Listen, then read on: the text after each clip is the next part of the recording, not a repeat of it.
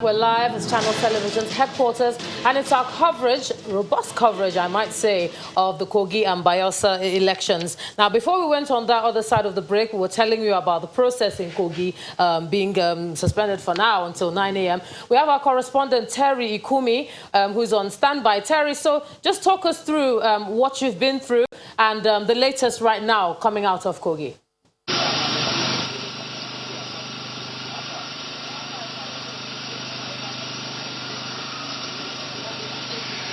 Hello, Ijoma. It's been an interesting day, I must say. The process started at about 10:30 and had to be suspended till 9 a.m. to tomorrow, based on the request of the PDP agent who felt it was necessary to suspend till tomorrow, when it will be more assured that the two remaining local government areas would be available. The initial suggestion of the returning officer was for us to suspend for 2 hours after returning from a two-hour break.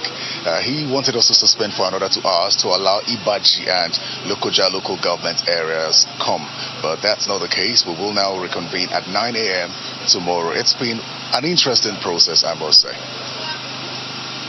Is it any clearer now, the results coming out from Kababunu? I know when the results were coming in, it took a while, and, I was trying to get to you to say what is happening, with these figures, and you said everyone was bewildered themselves until he returned. So could you just talk our viewers through those figures that we saw coming out of Kababunu, particularly the cancelled votes in the polling units, because that was an issue for him to get through earlier on today?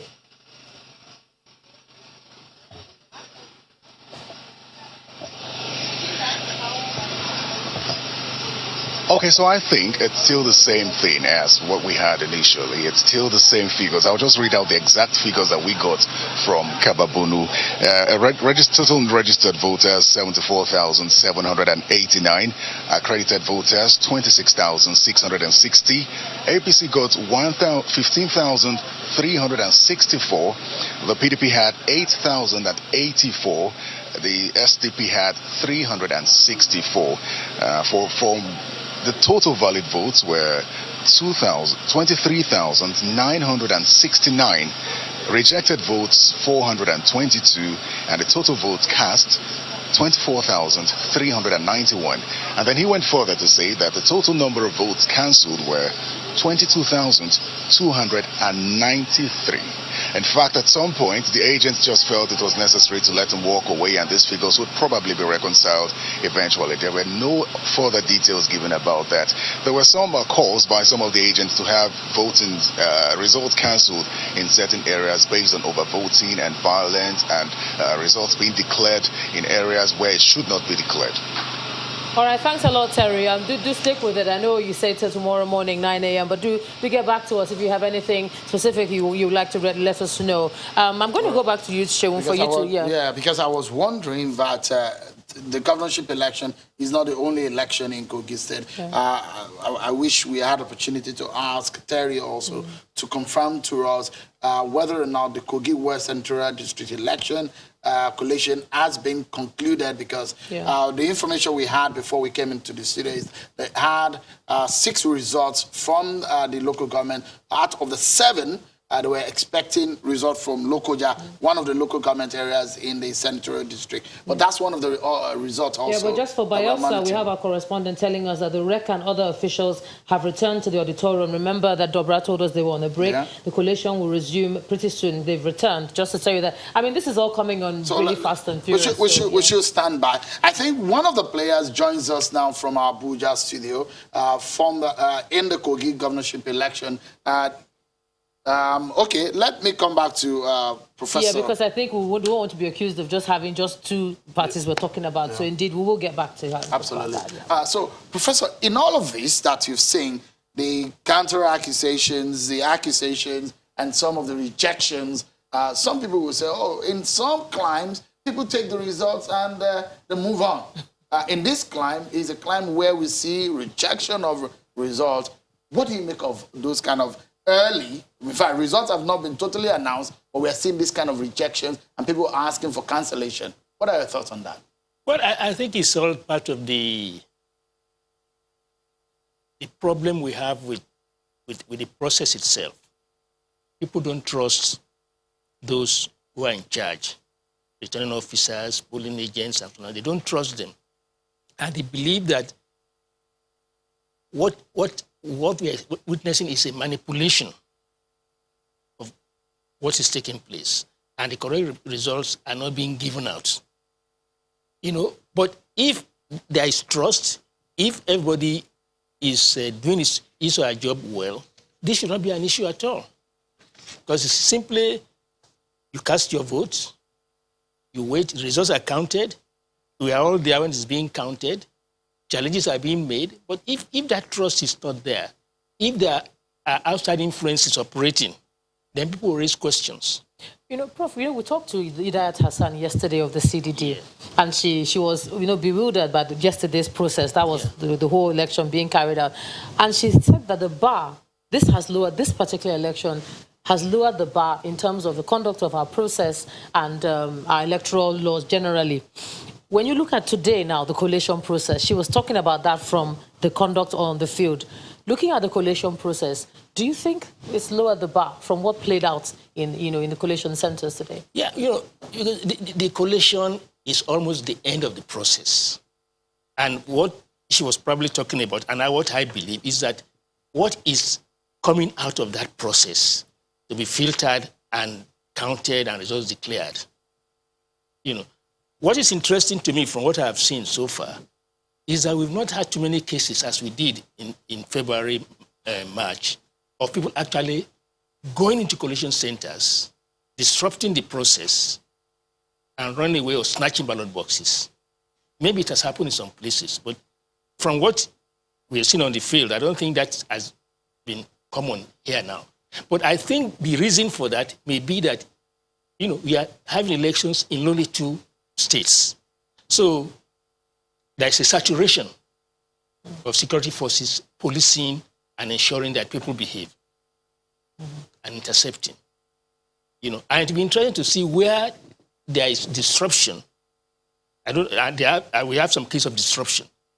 And these disruptions occur in strongholds of the opposition parties in the state. Well, maybe we should ask Dr. Hamisu, as regarding what Hidayat said yesterday, whether or not the bar has been lowered compared to what we had before 2019, after 2019, and what happened yesterday. Dr. Hamisu, what are your thoughts about the perception of whether or not this election, this very election in Kogi and Bayelsa State, has lowered the standards of our electoral process? We feel that the electoral process, as we've seen playing out in the field, has been lowered with Kogi and Bayelsa election. I would say no. I would say no in the sense that in 2015, the violence that greeted that election was minimal. People accepted defeat easily, and we attributed it to the successes of the reforms that INEC actually carried out, most especially the introduction of the card readers. Most of the defeated candidates refused to even go to the courts. But what we are beginning to see is as if the politicians and the political parties have studied this very particular system, and they've already evolved a strategy to injure the system in such a way that they can still go back to the court. Professor Adile Junadu alluded to something, which is the fact that the process starts from the pre-election activities through the voting process, declaration of result, and then the last bus stop has always been the court.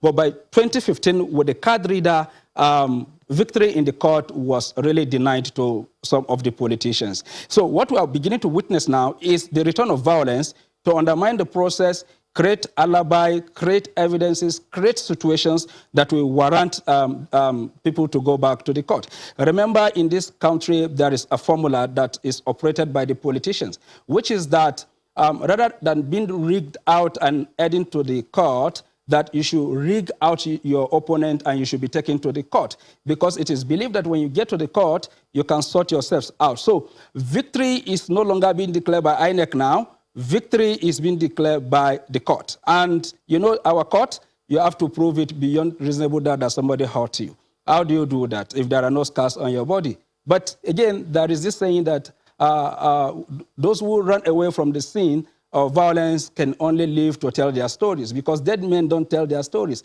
So if you want to wait until physical injuries are inflicted on you, you may not live to tell your story. So the bar has been lowered, not because INEC has failed in its own functions and responsibilities. The bar has been lowered because our politicians and political parties have not really lived what they used to do since 1960s, 70s, up to this point, which is winning election by all means. And this is where we are. So, for instance, on the program, we're together with the representative of the police, and the assurances was that they're going to deploy adequately. There will be shutdowns. For instance, in Kogi State, all the bordering state, almost about 9, including FCT, the route will be shut down so that there will be no thugs coming in from other states. So if you're telling me that thugs are coming in from another state, it beats my imagination how those thugs get in, because the feelers was that they started the preparation even 2 weeks before the election. Those routes were being watched. The movement of people were being watched. The likely security risk in the form of the heavy party bigwigs that are known for tendencies to mobilize thugs, to ensure that they derail the process, are being watched, and then they are targeted. And then you are still telling us that there is violence in that election and that thugs came in. How did they come in? I think these are questions that the police needed to answer. The responsibility of policing not only the polling unit, but the entire environment, the entire state. For instance, in Kogi State, I think they said they are deploying about 32,000 men.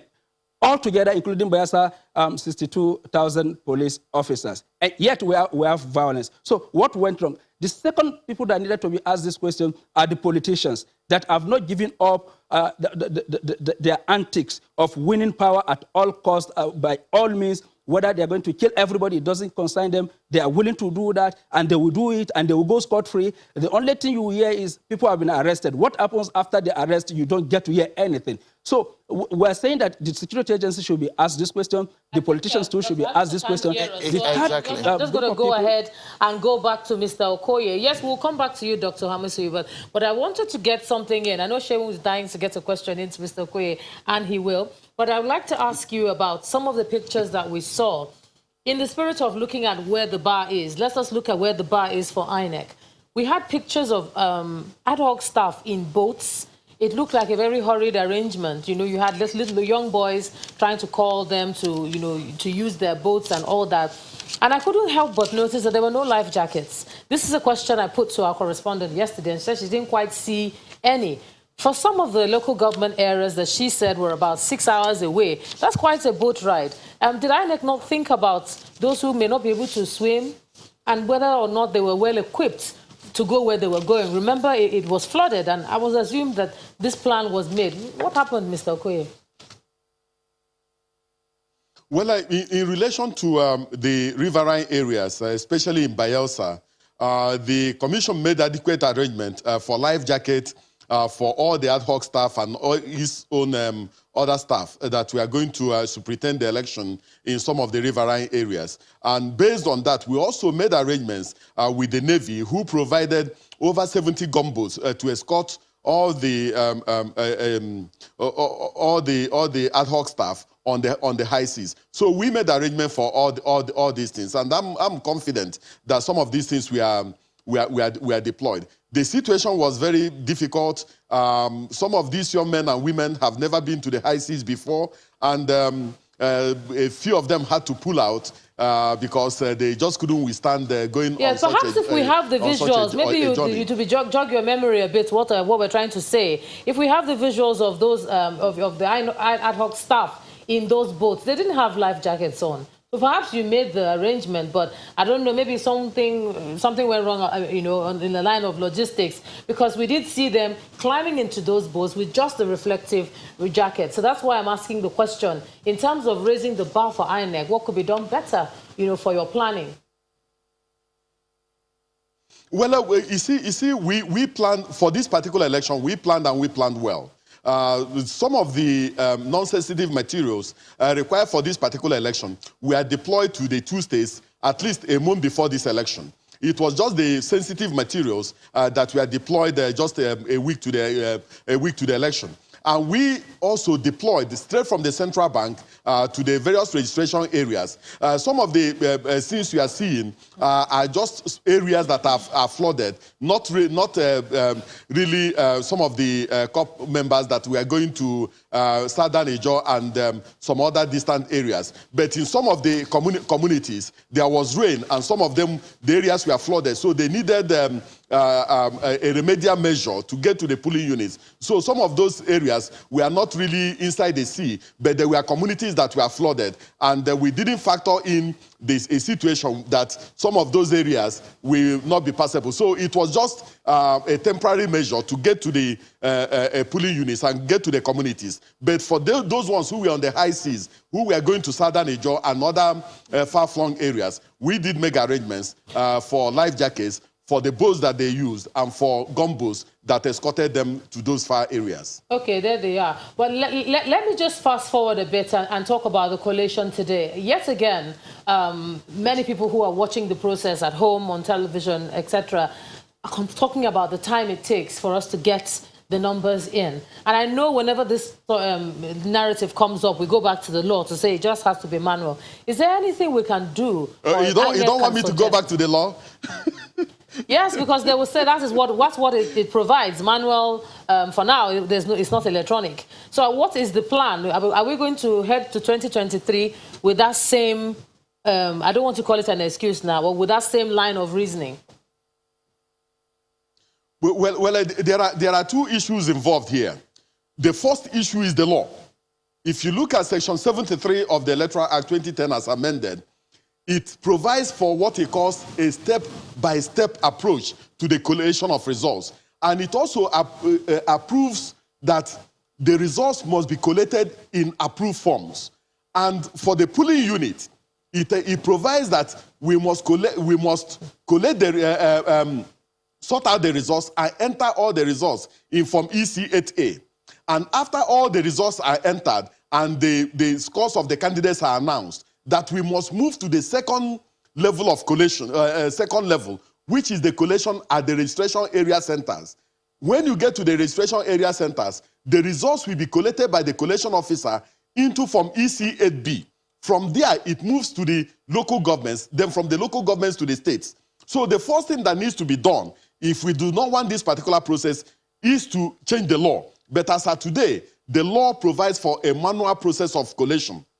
The second issue is that the commission is engaged in trying out new innovations and new creative methods of making sure that our elections become credible. So we are also looking at electronic collation of results and also trying out piloting some other processes. But these processes also need to get the Nigerian people on board, because there's a huge trust deficit in our electoral process. So, and there's also the huge issue about the infrastructure that will support what we are trying to design, and the fact that some of the major networks do not cover the entire country. So we are looking at a duality of electoral collation, of electronic collation of results, and also manual collation, so that if there's challenge with one, we can fall back on the other one. So we are looking at all these things, and we are going to roll out a comprehensive program of electoral and constitutional reform before we get into the 2023 elections.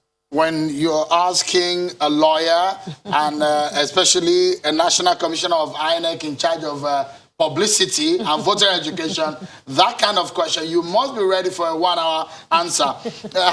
Indeed.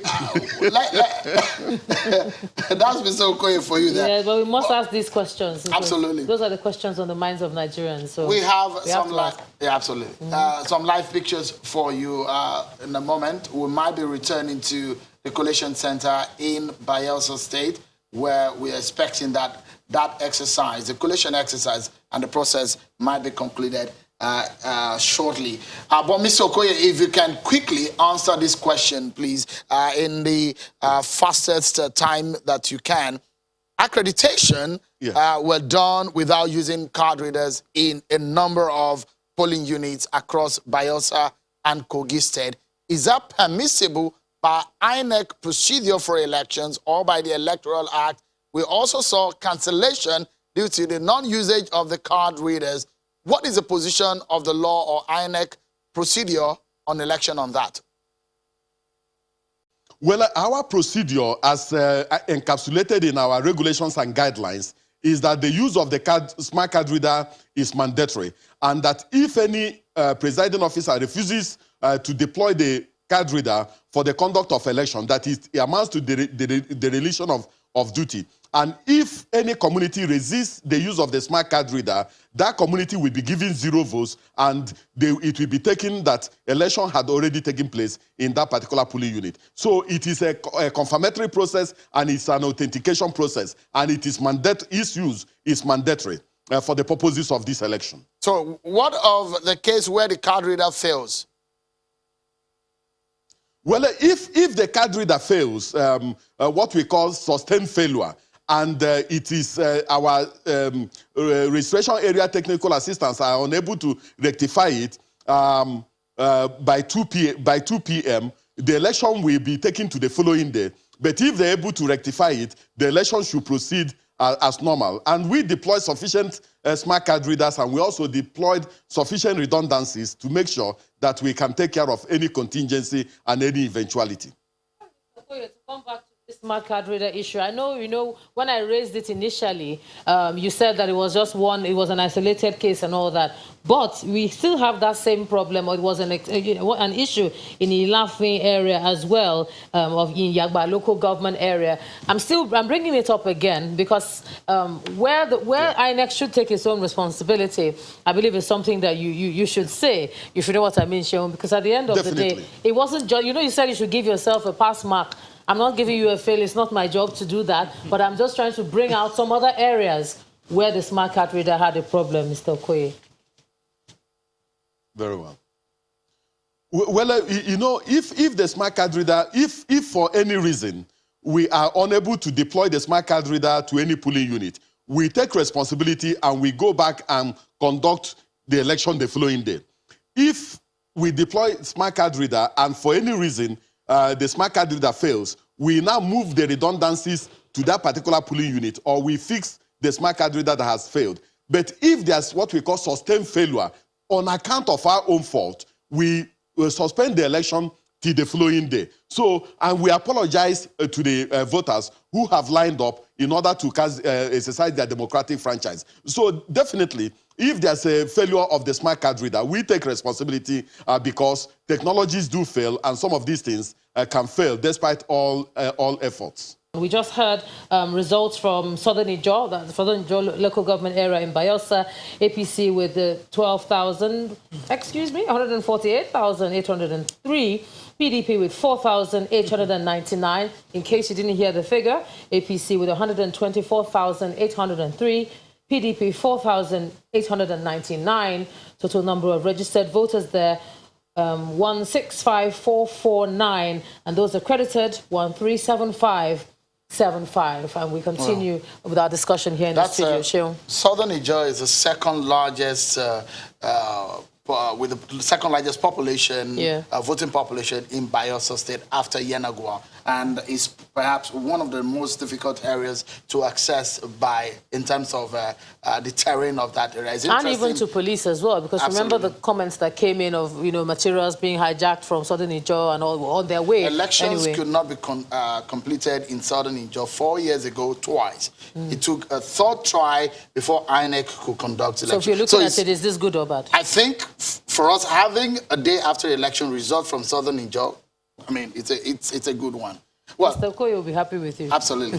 We're trying to get reactions from politicians because they were the players on the field. And we have one in our Abuja studio. We have the candidate of the SGP in Kogi State, Natasha Akpoti. She joins us from our Abuja studio. Thank you so much, Ms. Akpoti, for joining us. Your countenance says it all. And the statement that your office released today also says it all about your your assessment of the exercise. Let's not talk about individuals or political parties. This is perhaps not the avenue to do that. But INEC is here, and you perhaps might be able to talk about the exercise from the perspective of your party and from your own perspective. What happened and what are your grievances? We saw your statement, though. Good evening, Sean. Thanks for having me. It's actually worrisome to experience an all-time deterioration in the electoral process and the elections that took place yesterday in Kogi State in particular. And that, to me, I'll say that was no election at all. That was civil war being perpetuated by the stakeholders that are saddled with responsibility of ensuring free and fair and credible elections.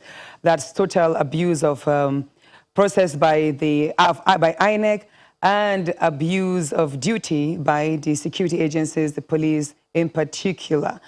And I would speak more for my local government and, of course, by the information that was available to me through social media and reports from SDP agents across the state.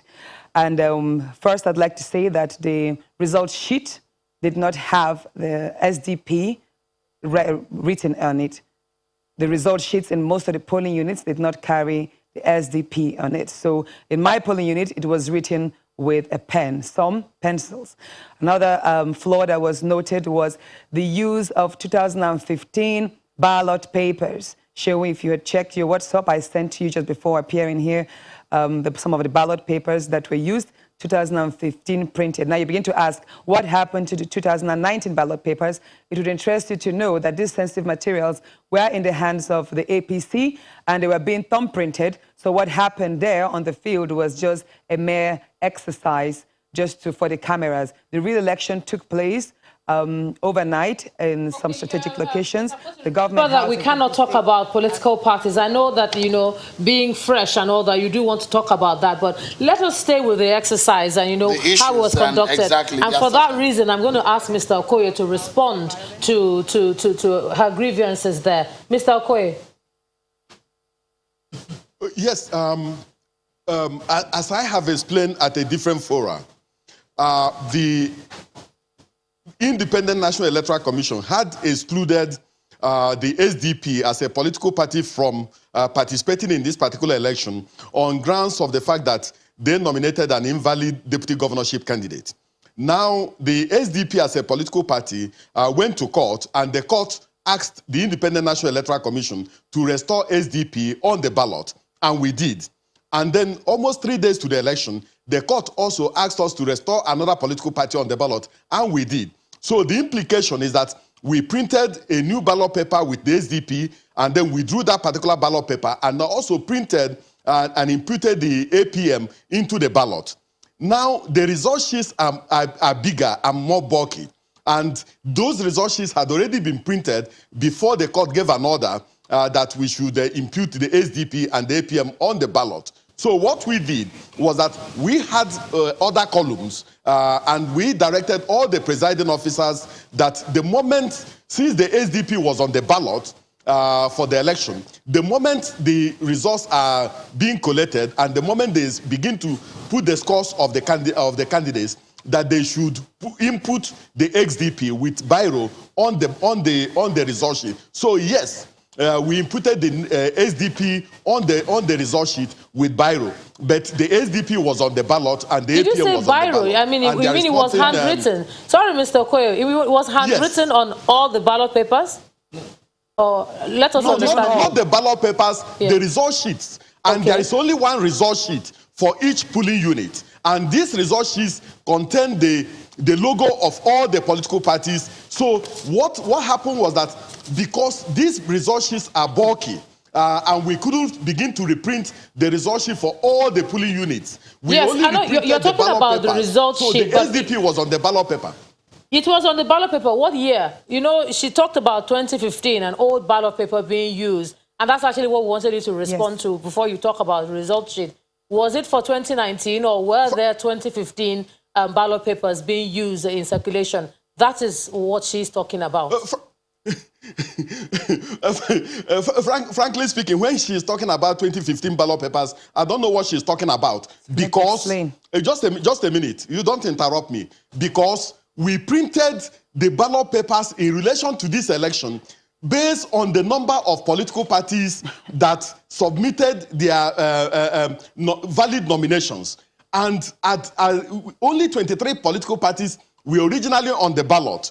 The court asked us to input the SDP, so it became 24. And then the court asked us to input the APM, it became 25. So, and it was not 25 political parties that contested the governorship election or the presidential election in 2019. So I honestly, or 2015. So I really don't know when she's talking about 2015 ballot papers or ballots. I really don't understand what she's talking about, because 25 political parties are on the ballot for this election. And it is not 25 political parties that contested the election she's talking about. Mr. Kwe, it's getting a bit heated. Let me let you both cool off, and let me come back to Prof here in Lagos to weigh in. I mean, we will not know the difference between the figure 2015 and 2019. You can see the back and forth there. But what does this just tell you when you're listening to them?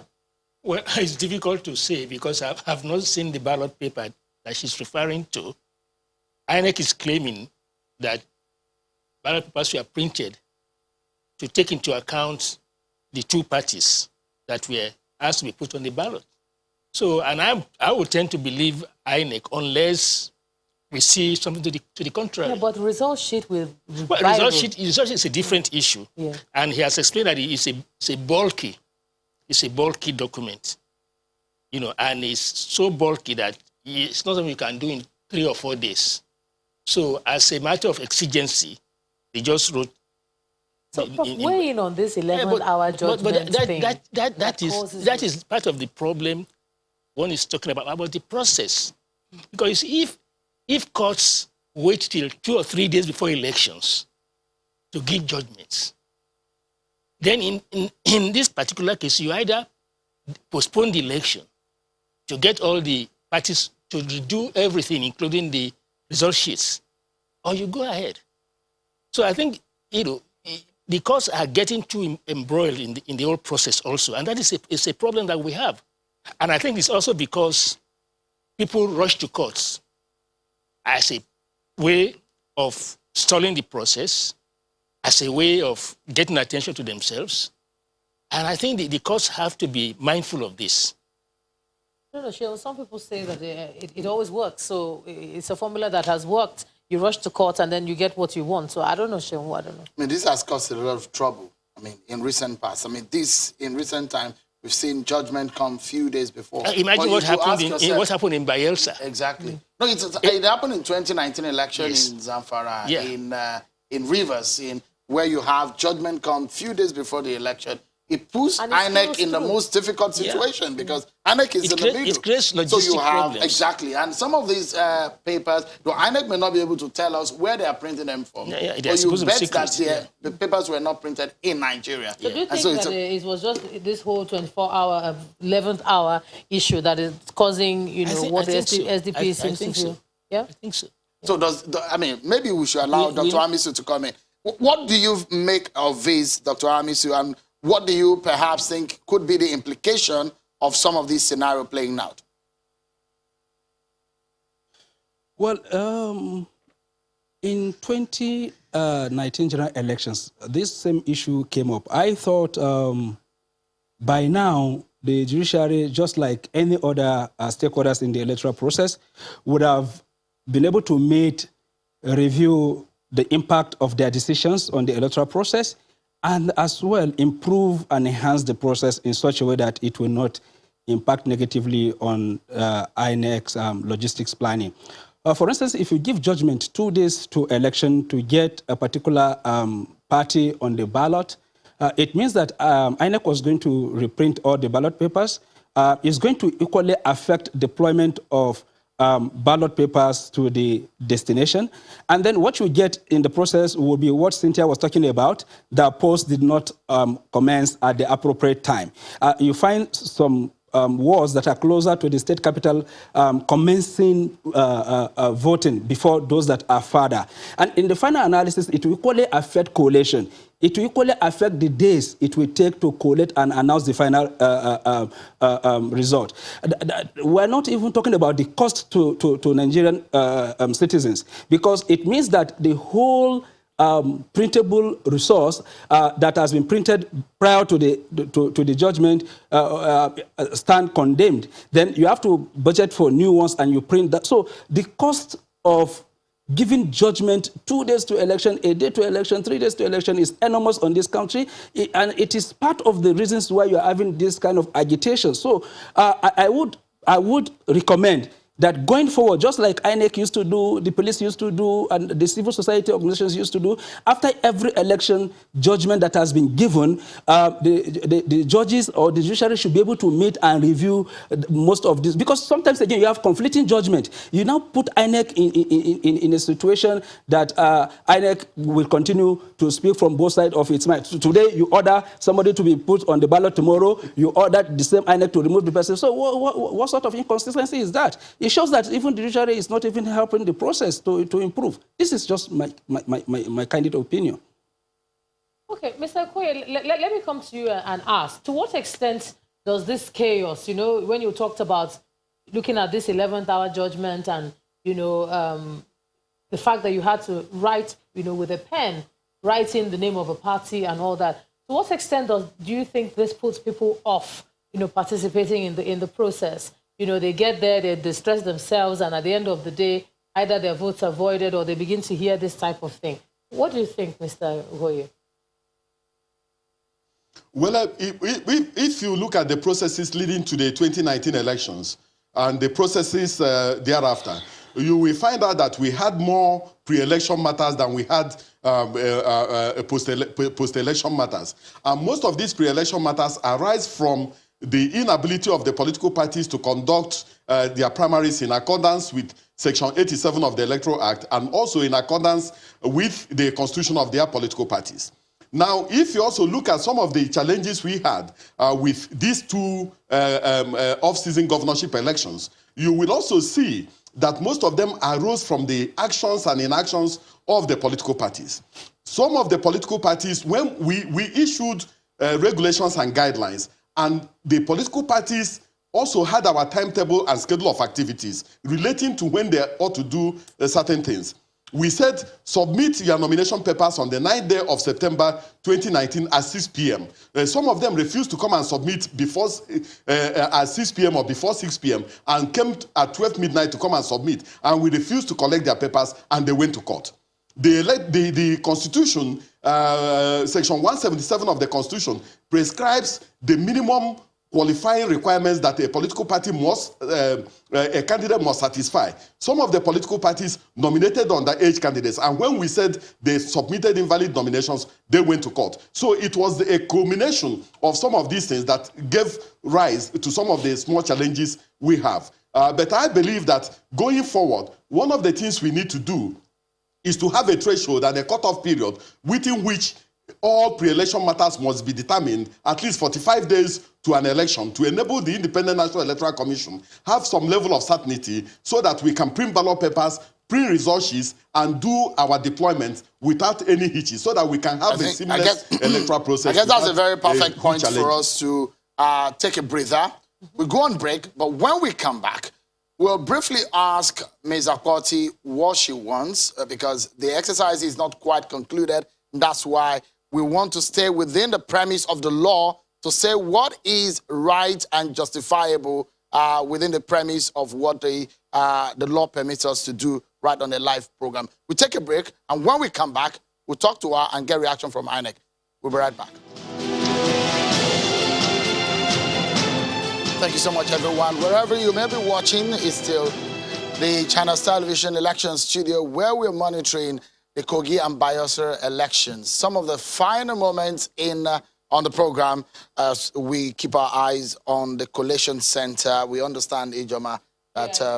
is the last local government to go. We're hearing that from Daredo. So hopefully, when we have the figures, we can reel them out. But he says 7 done and 1 to go. Ekeremo is what we're waiting for at the moment. Yeah, so our final lap on the program tonight, and a quick question to Ms. Natasha Akpoti's SDP candidate. If you kindly can stay on course and so that INEC can respond to your grievance, what exactly do you want INEC to do in this matter? Well, in the wake of extreme violence and massive rigging, I would like INEC to cancel the entire elections in Kogi State. That's what I would ask. Because we have lots of the riggings, which is just tremendous, especially in Kogi Central, where Okene produced 113,000 votes. And Adavi local government, over 60,000. Okene local government, which is mine, over 33,000. There's a lot of riggings and manipulations. Now, I will tell you say that there was actually very poor turnout of voters because of the violence, and many people were scared of coming out. And even those that came out were not in support of the APC. But unfortunately, what we saw was Mr. Akpoti, massive let's rigging. allow, because we are actually like going to close the program in a few minutes. Let me allow Mr. Okoye to respond to some of the things that you have said. Mr. Okoye, your response to that, what she said, our party and herself won. I think it is too late to postpone the election. It is too late to cancel the results of this particular election. The whole thing is now in the hands of the state collation officer and returning officer for the election. Everything rests with the returning officer, and it's only the returning officer that can make a determination on what happens with this particular election. Nobody else. Mr. Okoye, sincere thanks for coming on tonight. Mr. Okoye is the National Commissioner of INEC in charge of publicity and voter education, and Dr. Hamis is there, political scientist from our Abuja studio, as well as Ms. Natasha Akpoti, the SDP governorship candidate in Kogi. Thank you so much for coming on tonight. In our Abuja, in our Lagos studio, has been Professor Adele Jinadu. It's a pleasure having you around, Prof. Hello, It's my pleasure. Thank you so much for coming. Thank you so much. Well, it's been a wonderful one, isn't it? It's been quite a day show. Absolutely. And it's fantastic doing this with you. Oh, my goodness. Yeah. So that's our show for tonight. Our continued coverage of the election. We're not over yet until the final results are announced. So, but this is where we stop, and this is where we close for tonight. That's right. But there'll be a news track coming up after this. So Sharon and I are signing out. Yeah? Jama Onyato. I'm Sean Akimale. Have a wonderful evening. Yeah.